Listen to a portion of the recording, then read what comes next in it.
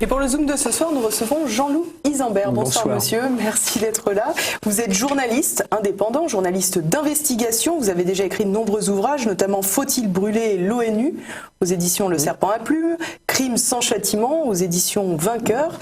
Et aujourd'hui, l'ouvrage qui va nous intéresser, c'est 56, le tome 1 d'ailleurs, parce que je crois qu'il y a le tome 2 qui en est préparation. En préparation ou très avancé d'ailleurs. Oui. Et donc pour ce tome 1, il y a un sous-titre, l'État français complice de groupes criminels. Oui, alors si vous voulez, la colonne vertébrale de ces organisations, c'est l'organisation des Frères musulmans. C'est une organisation qui est née en 1928 en Égypte. Très tôt, donc, hein, parce qu'on imagine très souvent que ça date des années 80-90. Oui, non, pas du tout. C'est une organisation qui est née en 1928 sur les principes. Il y a beaucoup de misère en Égypte déjà à l'époque. Donc la charité, qu'est-ce que l'on peut faire pour aider? Et puis soi-disant lutter contre le colonialisme. En réalité, cette organisation va vite prendre de l'ampleur. Elle va publier un journal. Du reste, elle recevra des méchants colonialistes belles subventions, puisque des pages de publicité lui seront offertes par la compagnie du canal de Suez, qui à l'époque est détenue par les Anglais. Et après, cette organisation va s'implanter également sur d'autres pays du monde arabe, dont la Syrie. Et il faut savoir que cette organisation des Frères musulmans, dont on voit des représentants comme M. Tariq Ramadan et d'autres sur les plateaux de télévision ou à longueur de colonne dans certains médias français, c'est une organisation qui pratique la duplicité, c'est-à-dire qu'en Europe, ce sont des gens qui pratiquent un discours sur la démocratie, qui se présentent comme des défenseurs des droits de l'homme, comme ils l'ont fait pour la Syrie, comme ils l'ont fait pour la Libye, comme ils l'ont fait pour l'Égypte, etc., mais qui en réalité défendent des principes qui sont ceux d'un islam rigoriste, à savoir la démocratie n'est pas compatible avec l'islam et il faut construire le grand califat, c'est-à-dire regagner la terre d'islam. Alors peuplement, migration, etc. Cet ouvrage pointe essentiellement cela en réalité, les relations entre les dirigeants européens, essentiellement français, puisque vous dites que les relations avec les terroristes existent depuis en gros Mitterrand à peu près, donc gouvernement que ce soit de gauche ou de droite d'ailleurs, et donc en réalité cette accointance, si je puis dire, ne date pas d'aujourd'hui. Non, tout à fait, ça commence vraiment avec les années Mitterrand. En 1982, François Mitterrand aligne la politique étrangère de la France sur la politique de Washington, et il décide d'envoyer des conseillers militaires et des représentants de la DGSE au Pakistan, puisqu'il s'agit alors de bouter hors de la première république laïque afghane, de la renverser et donc de soutenir le mouvement taliban. Et pour cela, la France va aller non seulement à sélectionner sur place des combattants afghans, les anciens seigneurs de la guerre qui détiennent principalement les champs de pavots, tout ce qui touche au trafic de drogue, sur lesquels ils appuient leur puissance dans les différentes régions, mais ils vont en sélectionner, ils vont les faire revenir en France par le Pakistan pour qu'ils soient entraînés à la guérilla urbaine et retourner après en Afghanistan pour pouvoir à leur tour enseigner comment lutter. C'est intéressant parce que c'est un peu le processus inverse par rapport à aujourd'hui où les combattants vont s'entraîner en Syrie pour revenir après sur le territoire français. Voilà, alors aujourd'hui c'est complètement différent puisque François Hollande, comme chef des armées selon la Constitution, a pris la responsabilité d'armer des groupes criminels et d'envoyer des conseillers de la DGSE, des conseillers militaires, principalement en Turquie et en Jordanie, pour soutenir ces organisations criminelles, qui sont toutes, parce que au-delà du discours officiel, je veux dire, qui sont toutes liées à l'organisation des Frères musulmans. Le Conseil national syrien a été mis en place par les Frères musulmans. L'armée syrienne libre a également été mise en place par les Frères musulmans. Après qu'elle ait évolué plus ou moins en fonction des desiderata de Washington, du Qatar ou de l'Arabie saoudite, c'est autre chose. Mais l'essentiel, c'est l'organisation criminelle des Frères musulmans. Une organisation, du reste, pour finir de répondre à votre question, pour cette duplicité que j'évoquais tout à l'heure, dont des dirigeants seront même reçus en 2013 à l'Assemblée nationale, à la Commission des affaires étrangères par Madame Guigou. Madame Guigou va recevoir l'un des principaux dirigeants des Frères musulmans syriens, Monsieur Farouk Taïfour, à la tête d'une délégation qui comprend aussi des représentants de l'armée syrienne libre. Et il faut savoir que ce monsieur est un des principaux responsables des crimes et des attentats qui sont commis par les Frères musulmans en Syrie depuis déjà de longues années. Il y a de très fortes connivences, puisque regardez par exemple Monsieur Valls, qui, quand il était ministre de l'Intérieur, a proposé que l'imam de la mosquée de Bordeaux soit décoré de la Légion d'honneur. Voilà. Alors je ne sais pas le service service qu'il a rendu à la nation, cet imam. Mais ce que je sais par contre, c'est que M. Juppé est intervenu personnellement auprès de M. Valls pour dire, écoutez, c'est un concitoyen de ma ville, nous allons leur offrir prochainement un terrain pour construire l'une des plus grandes mosquées de France, je souhaite le décorer personnellement. Voilà, ça, pour vous donner une idée de ces connivences qui se font, c'est l'habileté des frères musulmans, à savoir, à la tête, si vous voulez, vous avez des gens en costume cravate, des imams très propres, qui tiennent un discours sur la démocratie, les libertés, les droits de l'homme, le respect des autres religions, etc. Mais dans la réalité, tout est sous-tendu par un objectif qui est la construction du grand califat, y compris par la terreur quand c'est possible, comme ils ont tenté de le faire sur tous les pays du Maghreb, et comme ils tentent aujourd'hui de le faire depuis 2011 dans la République arabe syrienne. Oui, parce que en fait, ce que vous soulignez également, c'est l'importance de ces organisations, notamment les frères musulmans, et de ces accointances avec les dirigeants européens pour essayer de déstabiliser des pays du Proche, du Moyen-Orient, également du Maghreb, puisque vous interprétez le printemps arabe un peu de la même manière que la déstabilisation en cours du régime syrien, quelque part. Tout à fait. Au départ, si vous voulez, dans tous ces pays, quand vous regardez l'historique des conflits, vous avez des manifestations pacifiques qui s'appuient sur des revendications légitimes. Par exemple, ce que ne disent pas les médias français, c'est que en Syrie, avant 2011, il y avait déjà des réformes qui étaient en cours. Et ce que ne disent pas aujourd'hui les médias français, c'est quels sont le contenu de ces réformes et qu'elles continuent, y compris pendant la guerre. Par exemple, la nouvelle constitution qui a été adoptée est par certains côtés plus démocratique. Alors après, il faut qu'elle rentre dans la vie, parce que c'est nouveau, hein, mais plus démocratique que la constitution française, parce qu'elle prévoit que les députés sont élus pour 4 ans, et que les partis doivent rechercher un équilibre pour qu'il y ait à peu près 50% de la classe ouvrière, c'est-à-dire paysans, ouvriers, etc., et 50% intellectuels, professions libérales, fonctionnaires, qui soient représentés à l'intérieur... La mixité sociale. Voilà, à l'intérieur du Parlement syrien, pour toute la Syrie dans son ensemble, dans sa diversité, soit présente au Parlement. Ce qui n'est pas le cas en France, puisqu'en France, quand vous avez enlevé les hauts fonctionnaires du ministère qui viennent des Finances, quand vous avez enlevé les enseignants, quand vous avez enlevé les avocats, quelques magistrats, vous avez quelques professions libérales, mais vous n'avez plus aucun représentant des forces vives du pays. Alors, pour revenir sur la Syrie, est-ce que vous voulez bien nous expliquer, parce que c'est comme ça que commence votre ouvrage, sur le début des déstabilisations et le rôle de la propagande, entre guillemets, médiatique européenne? Oui, alors ce qui se passe, c'est que vous avez à l'origine un plan qui est celui des frères musulmans, qui est le même plan qui a été adopté dans tous les pays du Maghreb. Ils l'ont essayé en Algérie, ils ont échoué. Et le même plan va être repris après depuis tous les pays du Maghreb jusqu'à la Syrie. C'est-à-dire que ce plan, il consiste à profiter d'un mécontentement légitime qui existe, à s'infiltrer dans les manifestations ou à encadrer ces manifestations, par exemple par des tireurs que l'on place sur les toits, et à tirer sur la foule et sur les forces de l'ordre. L'essentiel, c'est d'amener les forces de l'ordre à réagir, à répliquer. Après, les frères musulmans se présentent, bien évidemment, en défenseurs, en disant, voyez, regardez, ce régime est une dictature, ce régime tire sur le peuple syrien est victime d'un boucher qui siège à Damas. Je prends l'exemple de la Syrie, par exemple. Alors ça, c'est une tactique qui a été mise au point, notamment par la branche tunisienne des frères musulmans, qui consiste à, si vous voulez, à faire ce qu'ils appellent des journées rouges et des journées blanches. C'est-à-dire, les journées blanches, ce sont des journées où l'on fait des manifestations, où l'on provoque des troubles sans que le sang coule. Les journées rouges, ce sont les mêmes manifestations, mais avec provocation des forces de l'ordre, jusqu'à temps que les forces de l'ordre répliquent, elles sont obligées de défendre, de répliquer, qu'il y ait des morts. Et à l'époque, dans les années 86-90, les principaux dirigeants des frères musulmans qui ont tenté 2 coups d'État en Tunisie sont réfugiés principalement dans 2 des 3 pays qui ont les plus importantes communautés musulmanes en Europe occidentale, à savoir l'Angleterre, la France et après l'Allemagne pour ce qui est plus de la Turquie et de la Syrie. Oui, parce que finalement, vous nous expliquez très bien dans le livre qu'en réalité, la lutte contre le terroriste, elle est essentiellement dans la communication, mais que dans les faits, on a plutôt tendance à les accueillir. Alors, vous dites même à un moment que certains ministères sont les tanières de terroristes. Ah oui, complètement. Par exemple, il faut que vous sachiez que depuis la fin des années 80, début des années 90, vous avez plusieurs dirigeants d'organisations des frères musulmans qui font l'objet de mandats d'arrêt de l'organisation internationale de la police criminelle, Interpol. Ces dirigeants se trouvent, je prends en France et en Angleterre, et ceux qui sont en France vont être protégés par les autorités politiques. C'est-à-dire que M. Sarkozy a par exemple été 2 fois ministre de l'Intérieur. Alors qu'il était ministre de l'Intérieur, ces individus ont bénéficié de la protection de ses services.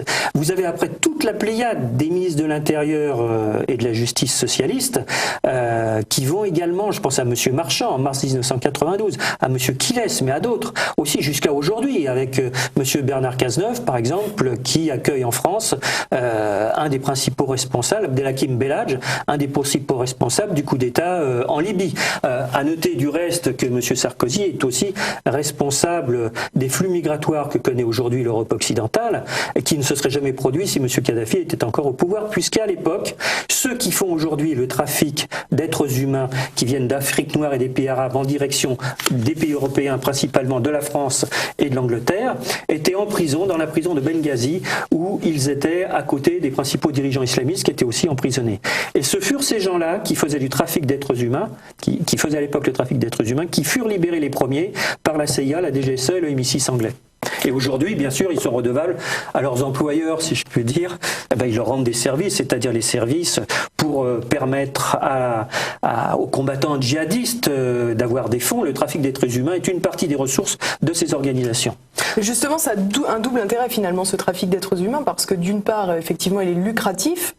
Oui. Et d'autre part, il permet également l'infiltration de terroristes sur d'autres territoires. C'est d'ailleurs ce que l'on a pu constater avec les récents attentats, puisque visiblement, au moins 2 voire 3 des terroristes qui ont commis ces attentats à Paris seraient ce qu'on appelle pudiquement des migrants. Oui, tout à fait. Du reste, c'est pour ça que je pense que M. Sarkozy et M. Hollande, qui viennent aujourd'hui pleurer sur les familles des victimes des attentats qui viennent d'avoir lieu, je pense que ce sont des personnes cyniques et indécentes. Cyniques parce qu'elles ont protégé pendant des années des individus liés à l'organisation criminelle des frères musulmans, et indécente puisque quand on procède, comme le fait M. Hollande, que l'on va armer des groupes qui sont irréguliers, qui sont criminels en regard du droit international, que l'on fait, comme M. Hollande, ce qui s'appelle un crime d'agression selon la définition de l'ONU et de la Cour pénale internationale, eh bien on s'abstient et on devrait même quitter le pouvoir, je pense. Alors bien entendu, donc on l'a évoqué tout à l'heure, dans votre ouvrage, vous soulignez les liens étroits entre les pétromonarchies et l'État français. On a vu que visiblement chacun avait entre guillemets son poulain. Nicolas Sarkozy était plutôt proche du Qatar, François Hollande est plutôt proche de l'Arabie Saoudite. Dans quelle mesure considérez-vous que ces relations internationales sont clés dans ce contexte de terrorisme ? Le problème, si vous voulez, que va rencontrer M. Hollande, c'est que M. Hollande, il isole de plus en plus la France.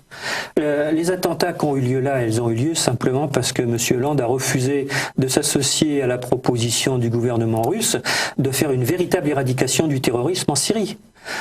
Si M. Hollande s'y était associé, il aurait peut-être pu bénéficier de renseignements dont disposent aujourd'hui les services de renseignement russes sur ces groupes. De même que M. Hollande dit « mais nous intervenons, nous allons bombarder en Syrie les groupes de l'État islamique ».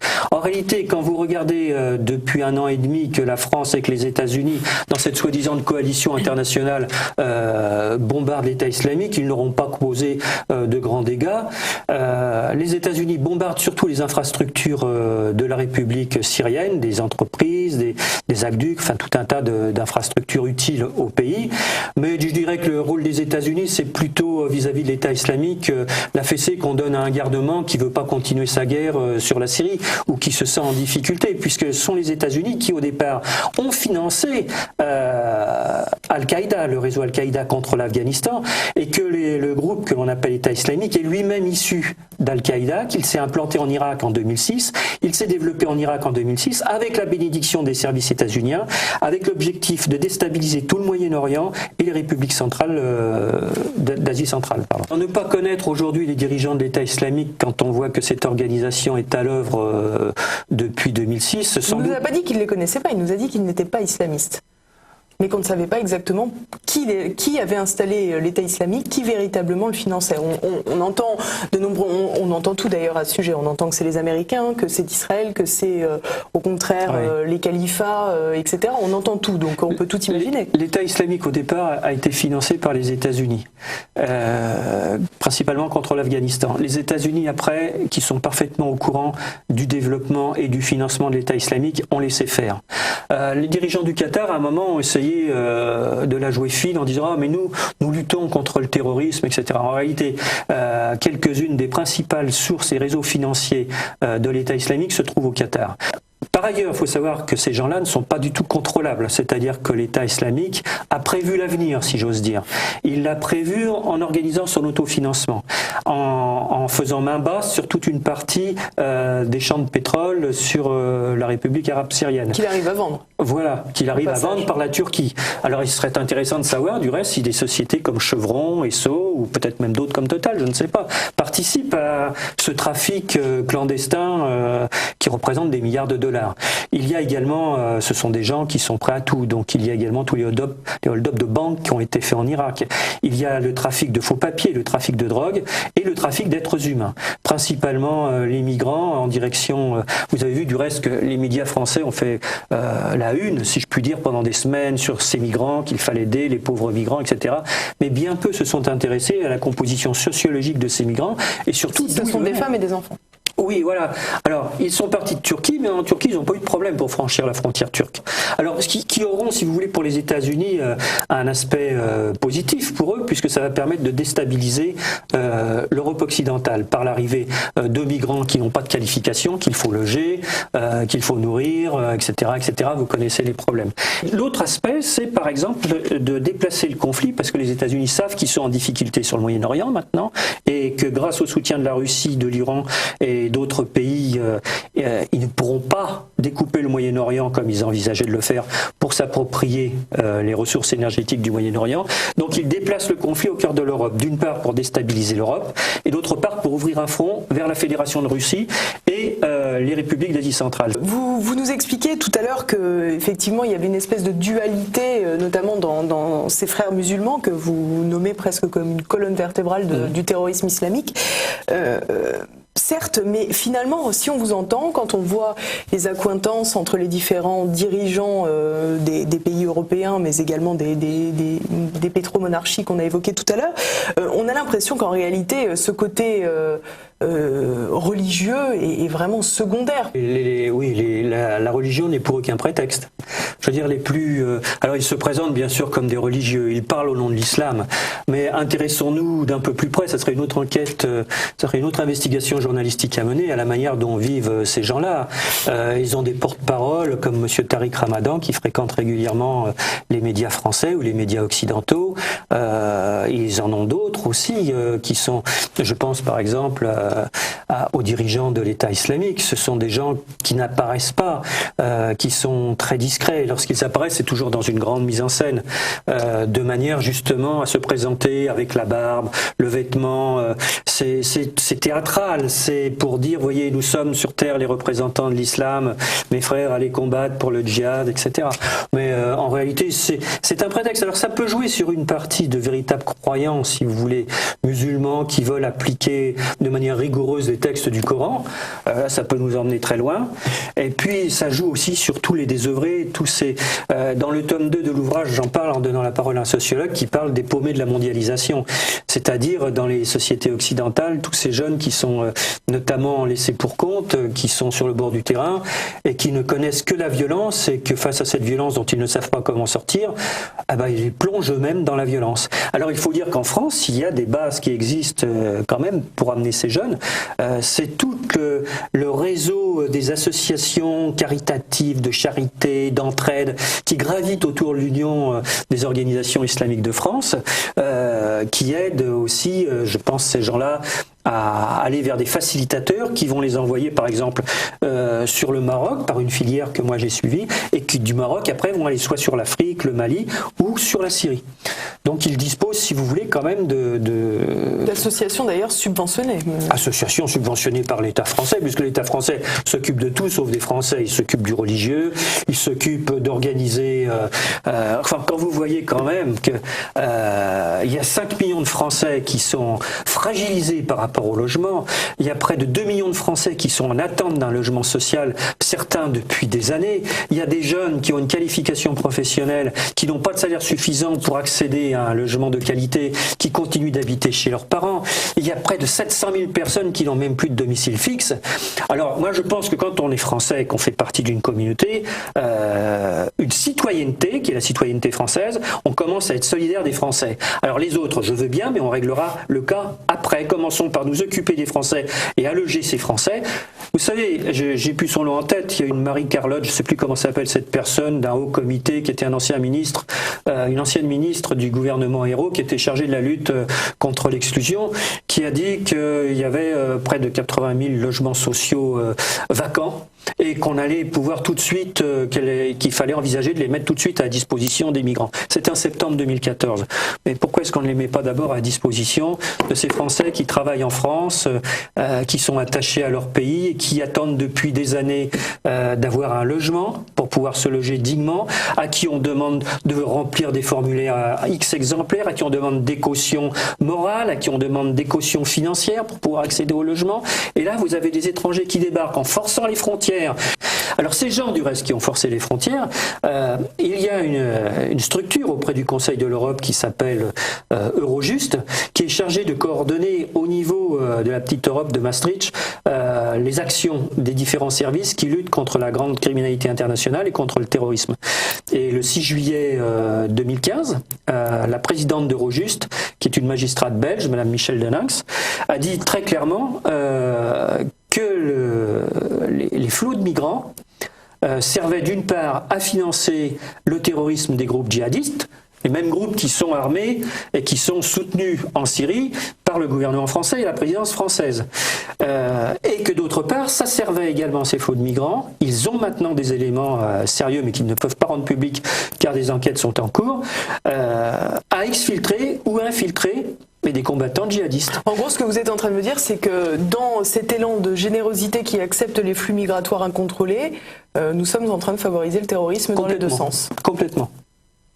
Du reste, vous avez vu dans les attentats, il y a déjà des individus, on ne peut pas trop en parler là parce que c'est trop tôt, il y a des enquêtes de police qui sont en cours, mais qui ont été identifiés comme ayant... Alors il y a tout un trafic de faux papiers aussi, parce que les faux papiers, c'est un des business de ces groupes-là. Mais qu'ils avaient des passeports étrangers, syriens, etc. Donc il y a tout un business qui gravite autour de ces associations, qui se présentent, dont les dirigeants se présentent toujours sur l'image de l'islam tolérant, l'islam moderne. Nous sommes des modérés, le discours repris par le président français, mais en réalité, quand vous descendez à l'intérieur de la structure de ces organisations, vous arrivez à celles qui les font vraiment vivre, et qui, elles, sont des organisations, je dirais, qui relèvent de la criminalité financière. Est-ce que l'État ne peut pas pécher, entre guillemets, par naïveté et le faire sans arrière-pensée? Écoutez, alors là c'est grave, parce que s'il pêche par naïveté, parce que comme depuis 1990 jusqu'à 2011, plusieurs des principaux dirigeants des frères musulmans, recherchés par Interpol, ont bénéficié de la protection des ministères de l'Intérieur et des ministères de la Justice. Tous les gouvernements qui se sont succédés du début des années 90 à 2011. Pourquoi je dis ministère de l'Intérieur et ministère de la Justice? Parce que quand un individu est recherché par l'Organisation internationale de la police criminelle Interpol, il émet une note et un mandat qui peut comporter un mandat d'arrêt et d'extradition immédiate. Et ces notes sont émises en direction des administrations policières et judiciaires des pays où les individus recherchés sont censés se rendre. Et concernant l'Organisation des Frères musulmans, il y avait deux pays principaux qui sont concernés par ces recherches et par ces notes, c'était l'Angleterre et la France. Ce qui veut dire que les ministères de l'Intérieur et les ministères de la Justice français ont reçu ces notes de recherche. Du reste, vous avez vu, j'en publie un extrait en fin de livre. ont reçu donc ces documents. Alors après, comment s'est organisée la protection au sein de l'État français de ces individus qui sont pas des casseurs de vitrines, hein, ils sont recherchés pour des meurtres et des tentatives de coup d'État, des attentats dans des hôtels où des Français ont été blessés, du reste, sur tous les pays du Maghreb. Donc, ce sont pas quand même sont pas des enfants de cœur. Hein. Ces individus, donc ces ministères, ont eu entre les mains les notes, et alors ils pouvaient d'autant plus facilement, ces magistrats français, faire procéder à l'arrestation de ces individus que la hiérarchie policière du ministère de l'Intérieur sait pertinemment, ou alors c'est pour ça que je vous dis c'est grave dans ce cas-là, c'est pertinemment, quand même, quand vous avez une trentaine d'individus qui sont recherchés pour des crimes graves et qui sont sur votre territoire national, que des services de police les rencontrent régulièrement pour savoir ce qu'ils font, pour savoir quelle est leur activité, etc. Que ces mêmes individus vont au rassemblement de l'Union des organisations islamiques pour tenir des discours en appelant à renverser tous les régimes du Maghreb. Là, je dis, si les ministères de l'Intérieur et si le ministère de la Justice n'est pas au courant, il faut qu'ils viennent nous voir, on va leur faire on va leur rappeler les faits et leur mettre les documents sous le nez. Écoutez, Chiche, on vous suivra si vous y allez, on filmera la situation. Ah, attendez, avant il y a le tome 2. Il y a le tome 2. Le tome 2 dont le sous-titre sera Mensonges et crimes d'État. Très bien, alors on se retrouve pour le tome 2. Je vous remercie. Merci Jean-Louis Zambert. Donc je rappelle, 56, tome 1, l'État français complice de groupes criminels aux éditions IS.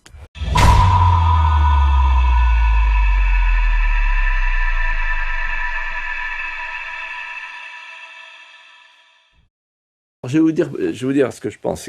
En fait, regardez les BHL, les Attali, l'homme nomade, etc. Ils veulent l'homme nomade. En fait, ce qu'ils veulent, c'est changer de peuplement. Et le premier avec qui j'ai parlé de ça, c'est Giscard.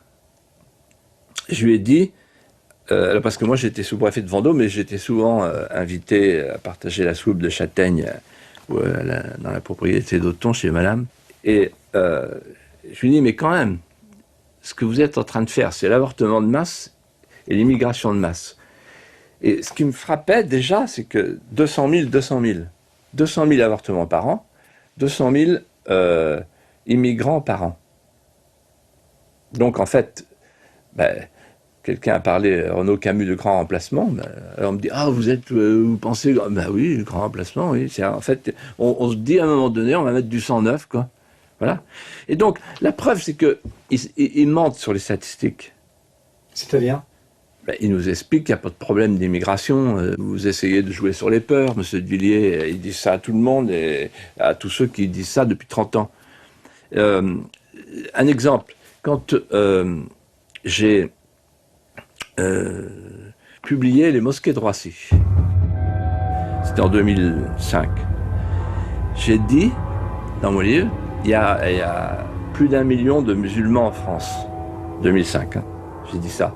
En me disant, je suis sûr qu'il y en a au moins 3 ou 4, mais bon, allez, là, ce ne sera pas contestable. Ça a été effrayant. Effrayant.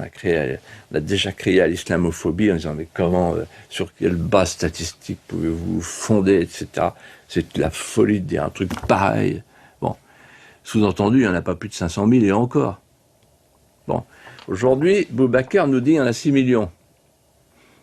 Bon, voilà, chiffre officiel, ça y est, tout le monde est d'accord. Ah bon, alors ils sont arrivés quand? Comment? Peut-être 13 en dessous de la vérité, j'ai entendu parler de 12 ou 15. Oui, mais moi je suis pas un spécialiste de la statistique, je vois simplement que la France change et que les Français, et que la France des bistrots, elle, est bien meilleure que l'INSEE pour mesurer les phénomènes qui nous assaillent. Voilà. Cette islamisation du pays, Philippe de Villiers, elle est voulue et programmée ou pas par les élites françaises? Elle est voulue. Elle est voulue par les élites françaises. La classe politique française est achetée par l'Arabie Saoudite et le Qatar. Ça fait aucun doute pour vous? Pour moi, aucun doute. Donc, les 3 raisons pour lesquelles je pense que la France va devenir une république islamique. La première raison, c'est que c'est le projet de l'islam. C'est-à-dire que l'islam est une religion pacifique après la conquête, toujours.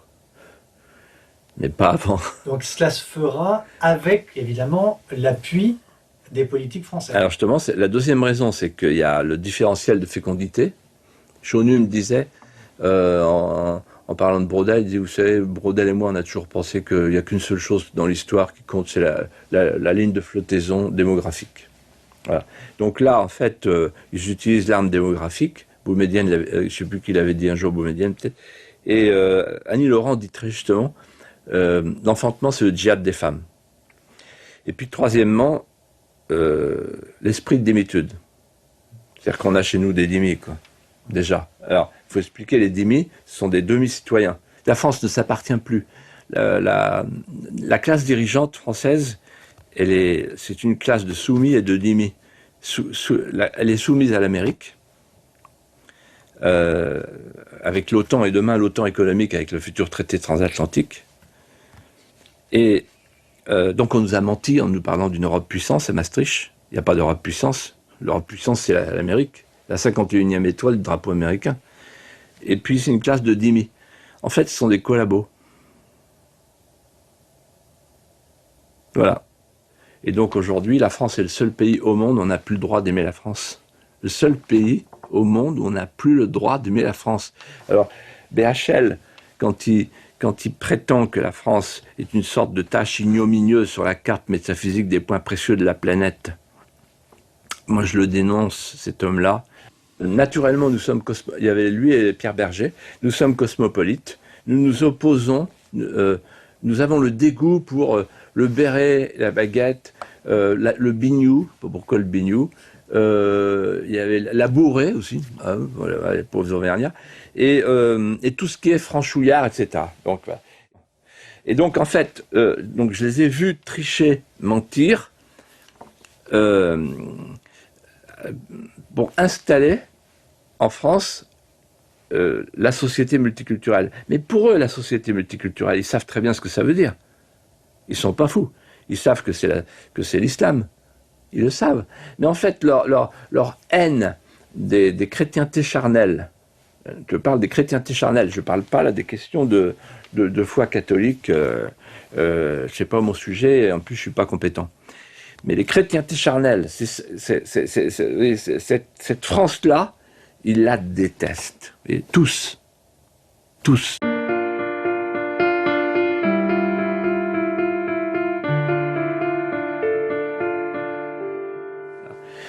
Le pouvoir n'est plus en France, il n'appartient plus aux politiques, un scrutin ne sert plus à rien. Mais c'est QFD, c'est pour ça que je vous dis, j'ai pas envie de revenir. J'ai pas envie de revenir, et de toute façon c'est inutile, puisqu'on n'est pas on n'est plus dans une démocratie électorale, on est dans une oligarchie. Et les oligarques qui sont ailleurs. Donc il ne sert à rien aux Français d'aller se présenter devant les urnes aujourd'hui. Mais ils peuvent toujours y aller s'ils ont une préférence pour l'urne par rapport à la canne à pêche. Mais de toute façon, si on ne rapatrie pas les pouvoirs, ça ne sert à rien. Donc, ce que je leur conseillerais volontiers, c'est de faire un vote pour purger les tuyaux.